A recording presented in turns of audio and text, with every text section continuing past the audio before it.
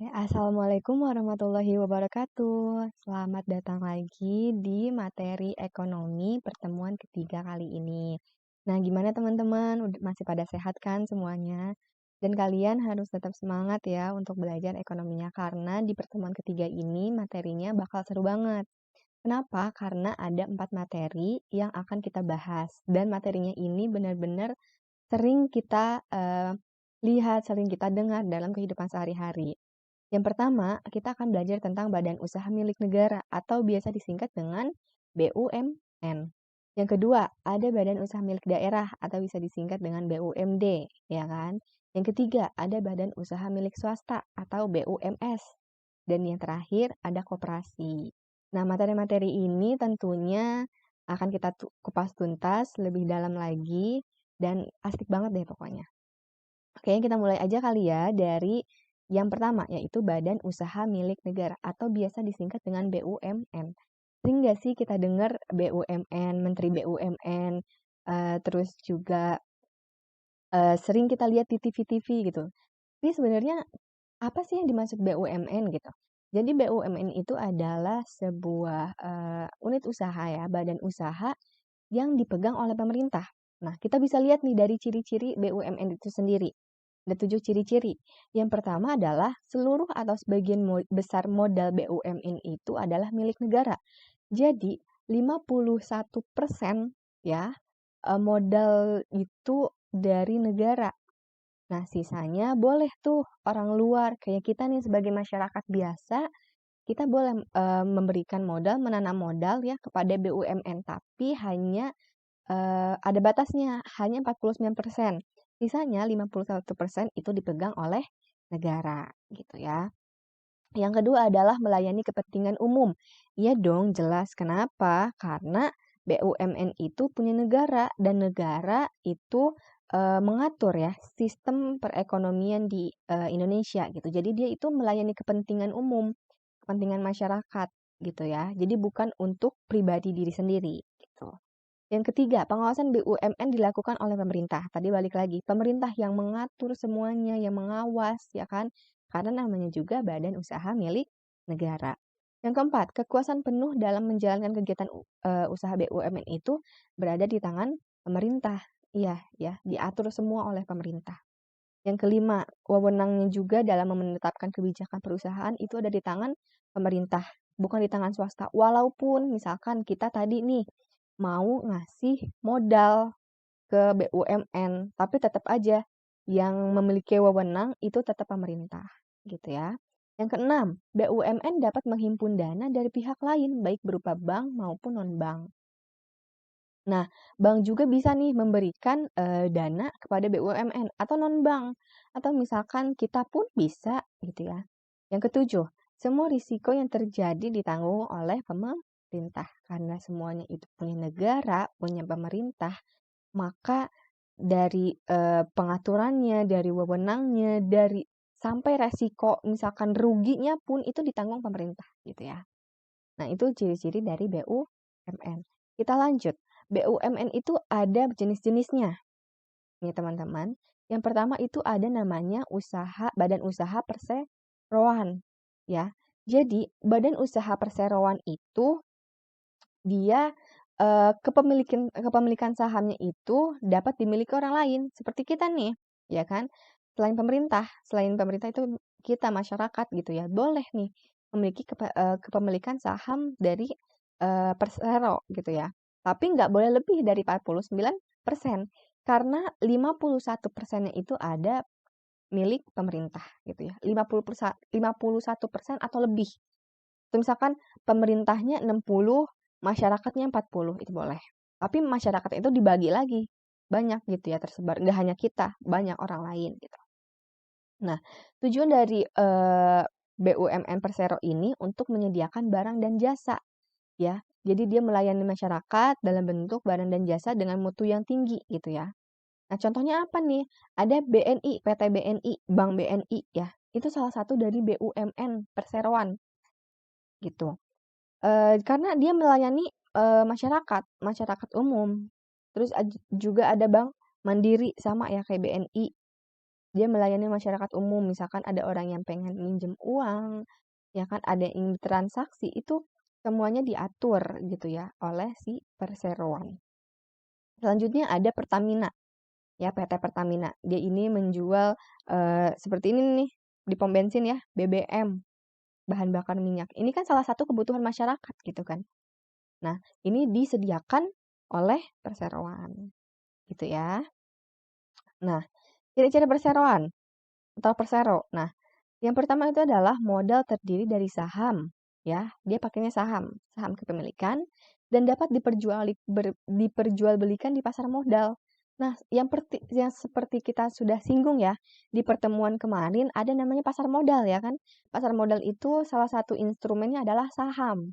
Nah, dia ini menjual saham. Ya, misalkan PT Pertamina nih, kita misalkan punya uang 500 juta, kita mau beli sahamnya Pertamina, bisa tuh ya, diperjualbelikan di pasar modal. Atau misalkan kita punya saham di PT Pertamina terus mau kita jual nih, bisa gitu ya. Jadi kalau misalkan persero itu kita bisa eee, membeli kepemilikan dari perusahaan tersebut gitu. Keren kan? Ya, yang kedua adalah rapat umum pemegang saham atau RUPS itu adalah pemegang kekuasaan tertinggi loh. Ya, namanya itu RUPS, Rapat Umum Pemegang Saham. Yang ketiga, status pegawainya adalah pegawai swasta. Walaupun dia termasuk BUMN, Badan Usaha Milik Negara, tapi tetap status pegawainya itu adalah pegawai swasta ya, bukan PNS. Yang keempat, tujuan utamanya adalah sebagai salah satu pos penerimaan negara bukan pajak atau PNBP ya dalam APBN.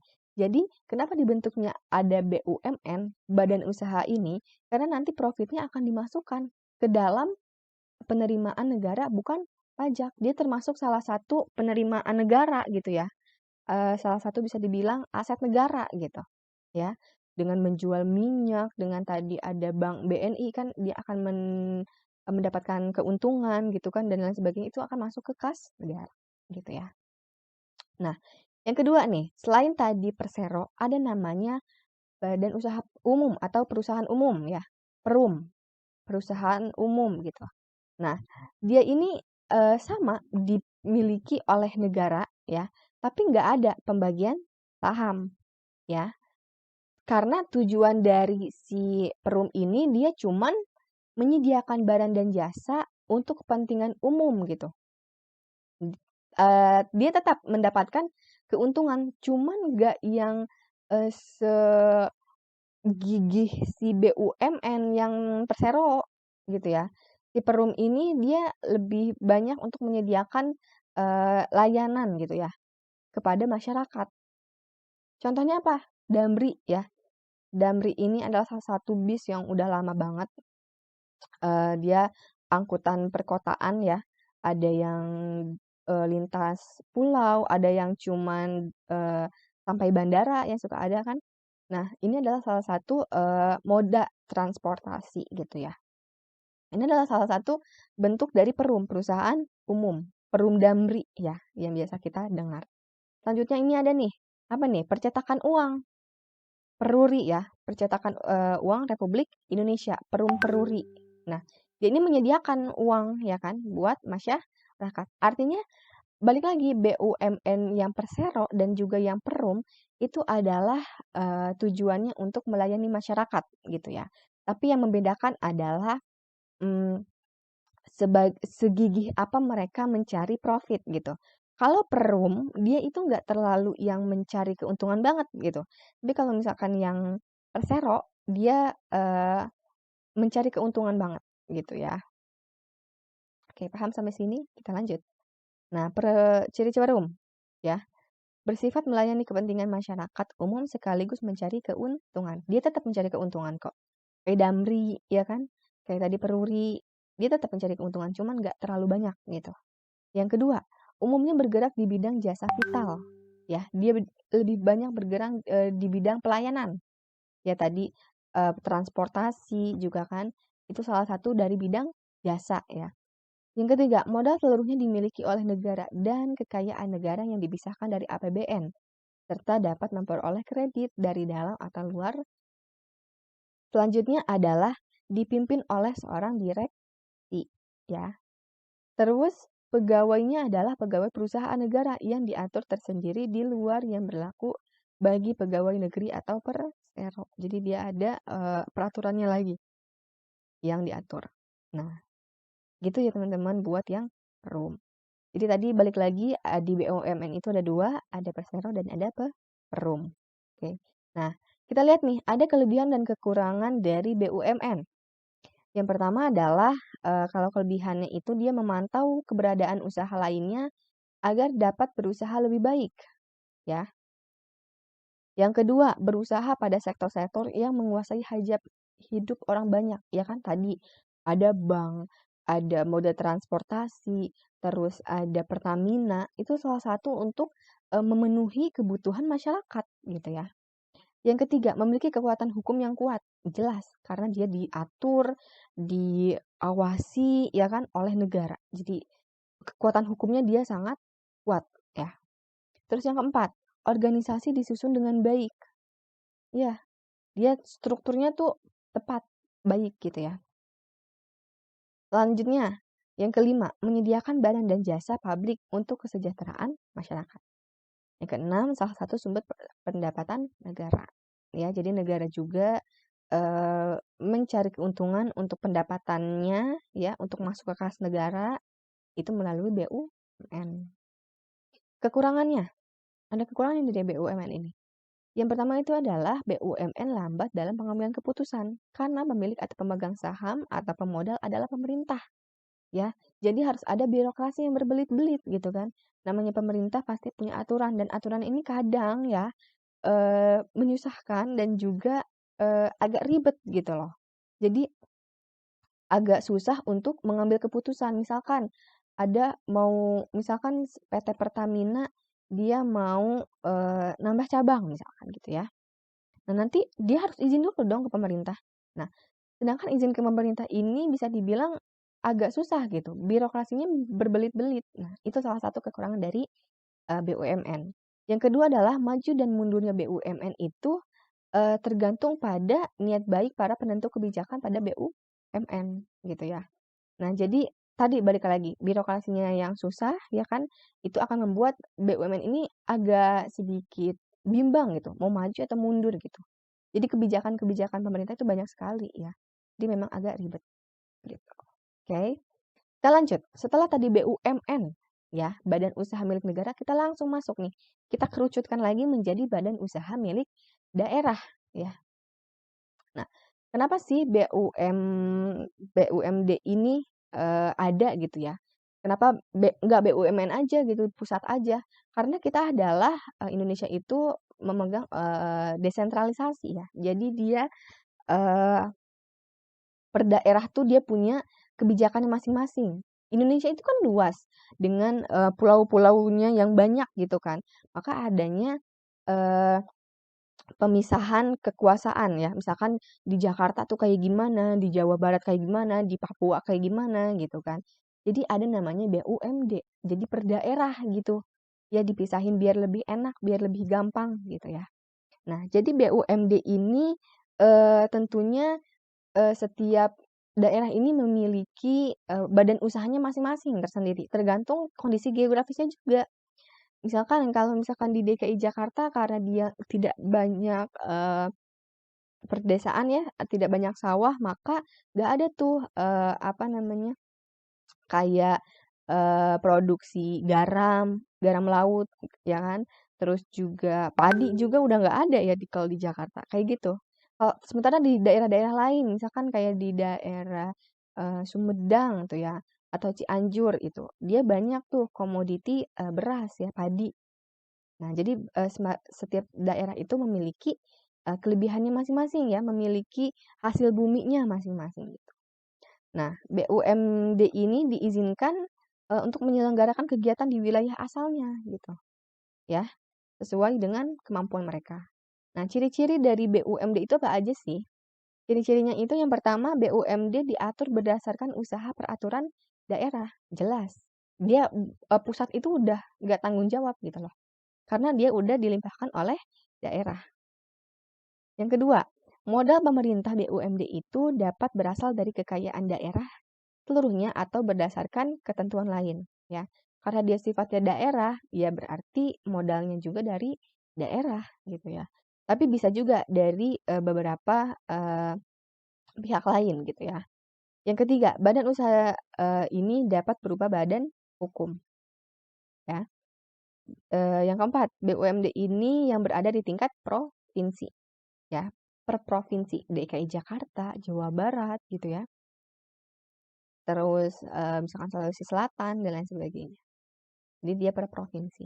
Yang kelima, BUMD berperan memenuhi kebutuhan masyarakat dengan modal yang berasal dari kekayaan daerah yang dipisahkan, ya.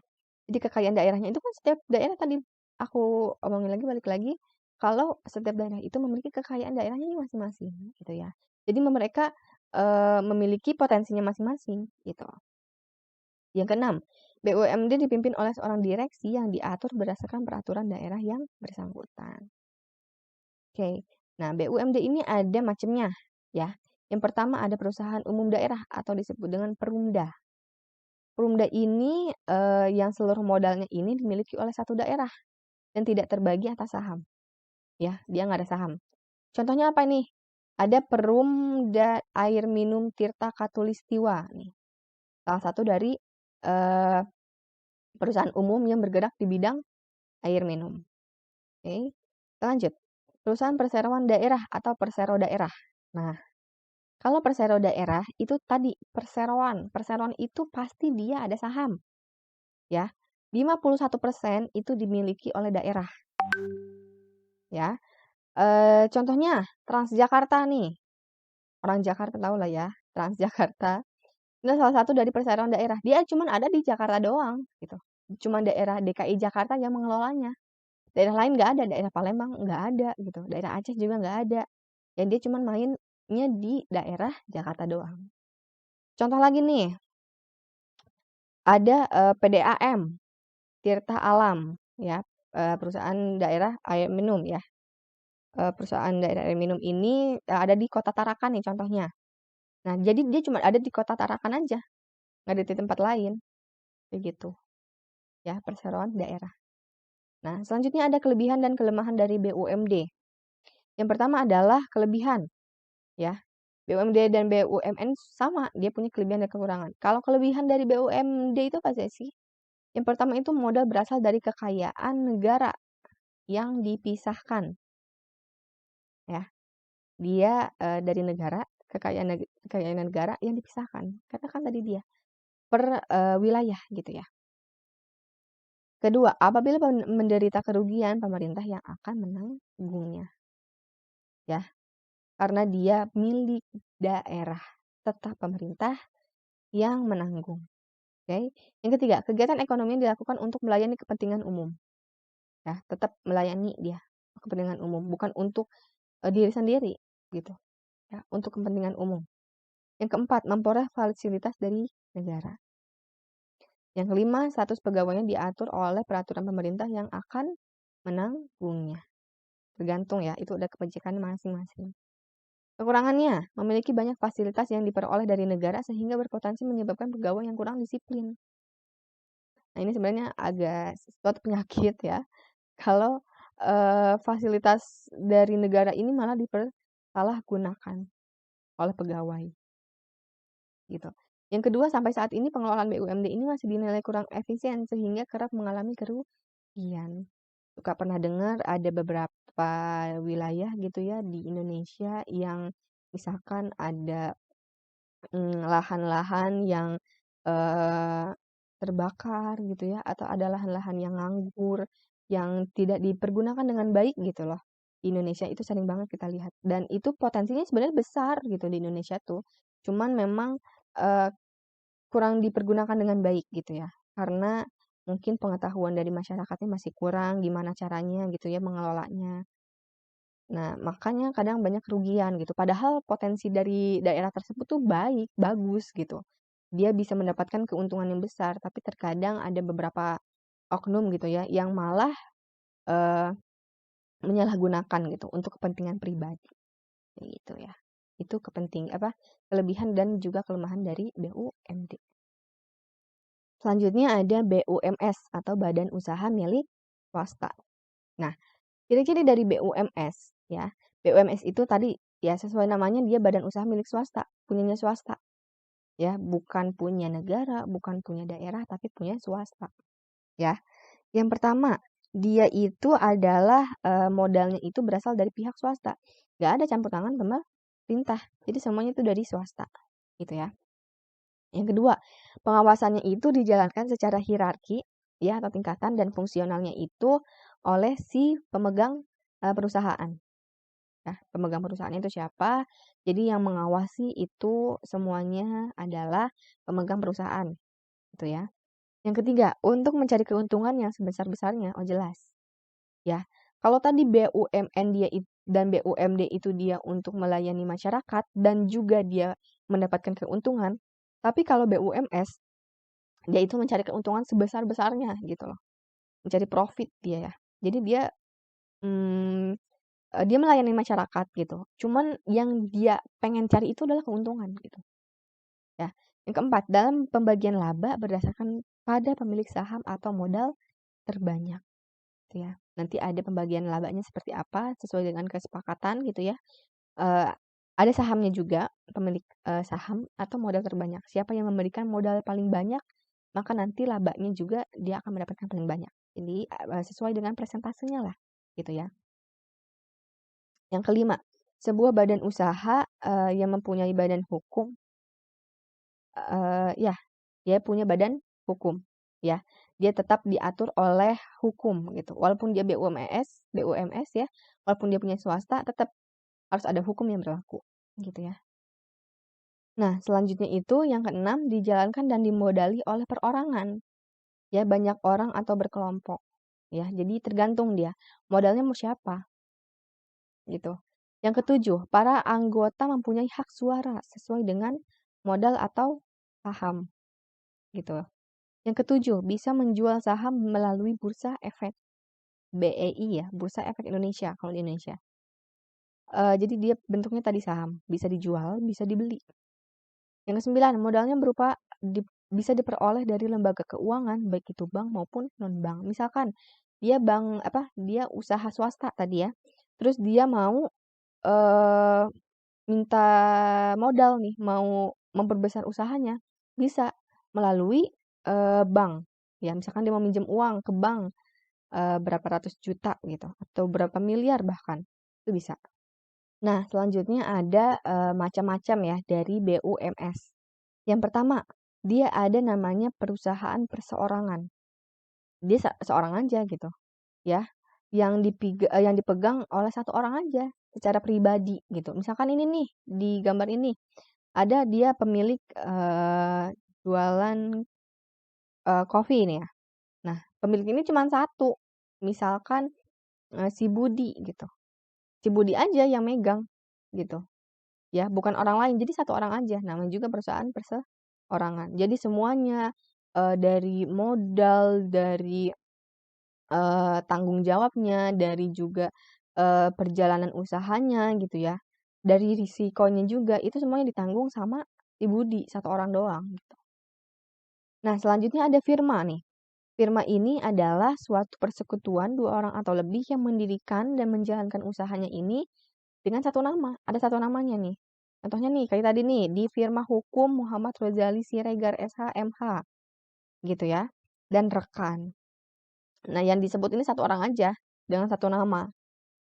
Dan membagi keuntungannya ini berdasarkan dari hasil yang didapatkan. Nah, setiap sukunya ini memiliki tanggung jawab yang sama. Sama, nggak boleh ada yang beda. Setiap masing-masing orang gitu ya. Nah, itu disebut dengan firma atau FA. Nah, selanjutnya ada CV atau persekutuan komanditer ya. Kalau misalkan persekutuan komanditer ini dia dari dua orang atau lebih juga, yang beberapa sekutunya ini ada yang menyerahkan modal dan ada yang menjalankan usaha. Jadi ada sekutu pasif dan ada sekutu aktif.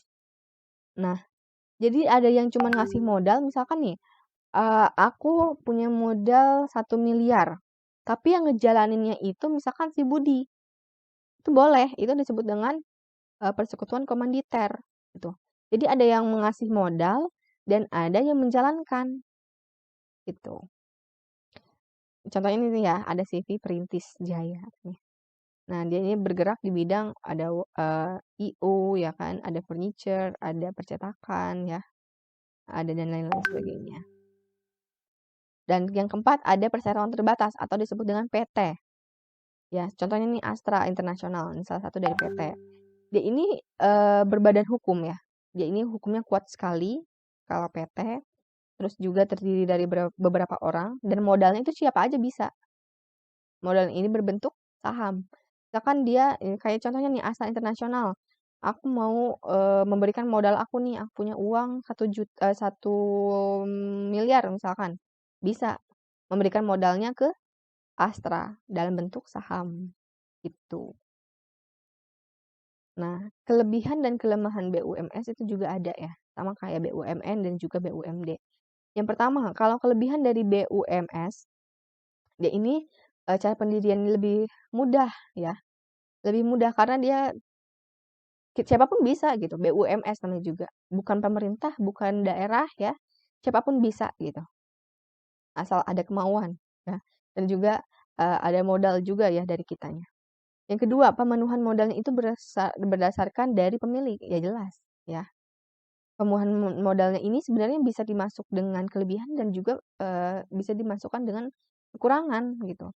Kenapa? Karena kalau misalkan iya kita punya modal bisa. Kalau misalkan enggak agak repot gitu kan, harus minjem-minjem gitu. Tapi kalau misalkan kita punya ya alhamdulillah gitu kita bisa menjalankan usaha tersebut dengan lancar gitu kan, asal ada modal. Yang ketiga, pengaturan kegiatan sederhana ya. Itu lebih mudah gitu. Karena enggak yang seribet tadi BUMN ya. BUMN itu birokrasinya sulit. Ya sedangkan kalau misalkan BUMS ini dia lebih mudah, lebih gampang gitu. Yang keempat, dominasi pemilik yang besar menyebabkan manajemen juga sederhana gitu ya. Karena pemiliknya itu nggak terlalu banyak ya, jadi manajemennya juga tadi sederhana, nggak ribet gitu ya. Yang kelima, tingkat pengenaan pajak juga kecil karena tidak ada komponen pendapatan tidak kena pajak atau PTKP. Yang kekurangannya nih, tanggung jawab badan usaha tidak terbatas. Hanya artinya jika terjadi kerugian, maka harta pribadi pemiliknya juga menjadi jaminan. Karena tadi nih, pemiliknya itu juga yang memberikan modal, ya kan? Maka kalau misalkan kerugian, semuanya ditanggung sama swasta, sama pribadi gitu. Mau dia untung, mau dia rugi, itu semuanya yang menanggung ya diri sendiri, pribadi gitu ya. Yang kedua, jumlah modal dan manajemen terbatas pada satu orang akan mengurangi kapasitas besarnya perusahaan gitu ya. Kalau misalkan modalnya sedikit, maka perusahaannya akan maju nggak kira-kira kalau misalkan modalnya sedikit? Kurang maju ya. Karena kalau misalkan modalnya banyak, terus nanti dia bisa buka cabang dan lain sebagainya, maka nanti pendapatannya makin banyak ya kan. Tapi kalau modalnya sedikit, perusahaannya sulit berkembang gitu. Yang ketiga, kelangsungan hidup perusahaan tidak terjamin. Hal ini berkaitan dengan keberadaan pemilik yang cuma satu orang, di mana bila pemiliknya berhalangan tetap atau meninggal, maka penggantinya belum tentu dapat menjalankan perusahaan karena kurang berpengalaman. Ya, karena dia itu cuma satu orang dan juga dia doang gitu loh yang mengatur ketika ada apa-apa, misalkan ketika si orangnya jatuh sakit atau misalkan terkena musibah, ya perusahaannya sulit ya, sulit untuk maju lagi gitu, karena pemimpinnya pun sedang berhalangan gitu. Itu ya. Jadi itu adalah kelebihan dan kelemahan dari BUMS. Setiap badan usaha dia memiliki kelebihan dan kekurangannya masing-masing.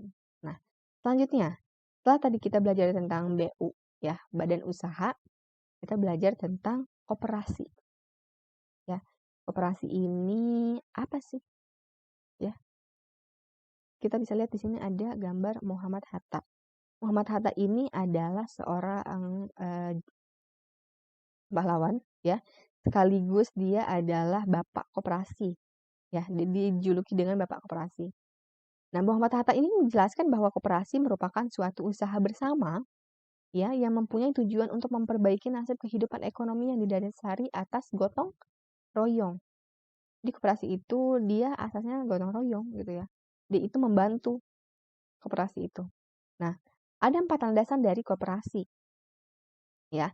Yang pertama adalah landasan ideal ya. Jadi koperasi ini landasan idealnya adalah landasan ideal Pancasila. Nah, jadi sebagai falsafah negara gitu ya, Pancasila ini harus menjadi dasar untuk kehidupan koperasi ya. Dengan 5 sila dalam Pancasilanya itu harus menjadi tujuan dari koperasi gitu. Jadi landasan-landasannya dalam membuat koperasi itu harus sesuai dengan Pancasila. Yang kedua, landasan struktural. Ya. Dalam pasal 33 ayat 1 itu disebutkan bahwa perekonomian itu disusun sebagai usaha dalam asas kekeluargaan gitu ya. Tadi kekeluargaan intinya untuk si koperasi gitu ya. Yang ketiga, di sini 3 ya harusnya. Landasan operasional gitu ya, menurut Undang-Undang Nomor 25 Tahun 92 ya tentang koperasian itu. Landasan operasional lainnya dalam koperasi adalah anggaran dasar dan anggaran rumah tangga masing-masing koperasi gitu ya. Jadi aturan kerja ya, ada aturan kerja yang harus diikuti dan ditaati ya oleh pengurus ya. Ada namanya anggaran dasar dan anggaran rumah tangga gitu. Yang keempat, landasan mental. Landasannya ini adalah kesetiakawanan dan kesadaran pribadi gitu. Karena ya tadi koperasi ini kan tujuannya untuk asas kekeluargaan gitu loh. Jadi maka harus adanya kesetiakawanan ya, kekeluargaan gitu. Jadi dia itu bukan untuk individu tapi untuk bersama gitu ya. Nah, tadi asas koperasi ada 2. Ada asas kekeluargaan, demokrasi, bertanggung jawab, menolong diri sendiri, persamaan, berkeadilan, dan kemandirian. Dan yang kedua ada asas atau nilai yang diyakini oleh anggota koperasi. Ya, yang pertama dia harus ada kejujuran, tanggung jawab, keterbukaan, nggak boleh ada umpet-umpetan dana gitu ya. Dan kepedulian kepada orang lain. Nah, selanjutnya ada fungsi dan peran koperasi. Yang pertama adalah dia membangun dan mengembangkan potensi dan kemampuan ekonomi anggota gitu ya. Karena kan tadi tujuannya itu untuk kesejahteraan dia koperasi itu. Yang kedua, berperan secara aktif dalam upaya mempertinggi kualitas hidup manusia. Ya, dengan adanya koperasi itu sangat membantu ya perekonomian masyarakat untuk kehidupan manusia. Yang ketiga, memperkokoh perekonomian rakyat sebagai dasar kekuatan dan ketahanan perekonomian nasional. 4. Berusaha untuk mewujudkan dan mengembangkan perekonomian nasional yang merupakan usaha bersama berdasarkan asas kekeluargaan dan demokrasi ekonomi itu. Nah, selanjutnya ada jenis-jenis koperasi. Ada 4 nih. Ada koperasi produksi. Ya, produksi itu dia itu menyediakan bahan baku ya dan menjual barang-barang hasil produksi. Nah, juga koperasi produksi gitu ya. Dia menyediakan berbagai macam barang-barang bahan baku. Contohnya tuh kayak kain gitu ya atau alat-alat jahit gitu ya, bahan baku. Nah, itu koperasi produksi. Selanjutnya ada koperasi konsumsi gitu ya. Yang untuk dikonsumsi oleh kita.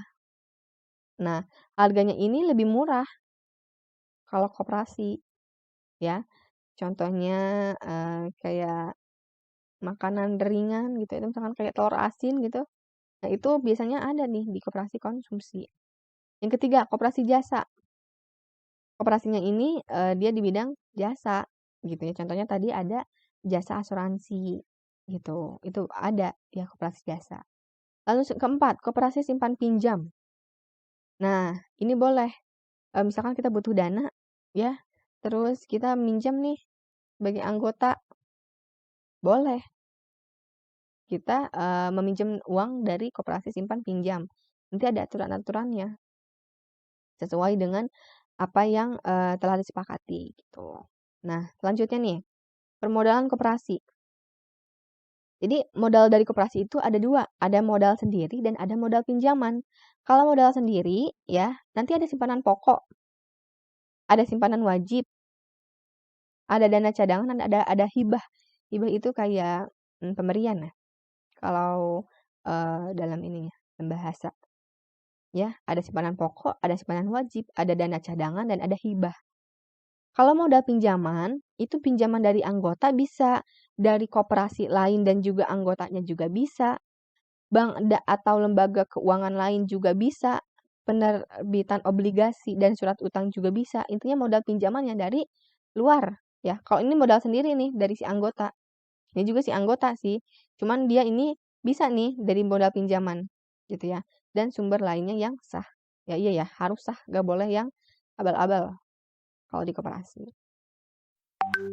Nah, sekian presentasi dari aku. Semoga bermanfaat. Semoga apa yang aku terangkan ini bisa kita implementasikan juga dalam kehidupan sehari-hari. Jadi kita tahu nih apa aja tadi BUMN, BUMD, BUMS dan juga koperasi gitu ya. Terima kasih. Selamat belajar kembali.